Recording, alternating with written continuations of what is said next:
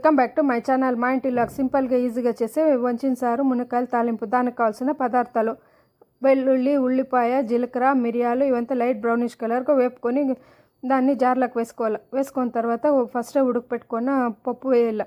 వేసిన తర్వాత కొద్దిగా కొత్తిమీర అంతా వేసి జార్లో పట్టుకోవాలి. పోకు పెట్టుకొని ఇవంతా రుబ్బుకోండి మిశ్రమంలోకి కొద్దిగా మనకు తగినంత పులుపు, తగినంత కారము, తగినంత సాంబార్ పౌడరు, తగినంత ఉప్పు, దాంట్లో లైట్గా కొద్దిగా శనగలు పొడి వేసుకొని ఇవంతా కలిపి ఆ నీళ్ళు పోకులోకి పోసుకొని అది బురుగు వచ్చేలా ఆఫ్ చేసుకోవాలి. ఈ తాలింపు కావాల్సిన పదార్థాలు: ఆయిల్ వేడెక్కిన తర్వాత ఆవాలు వేసిన తర్వాత వెల్లుల్లి, ఉల్లిపాయ వేసి వాడ్చుకోవాలి.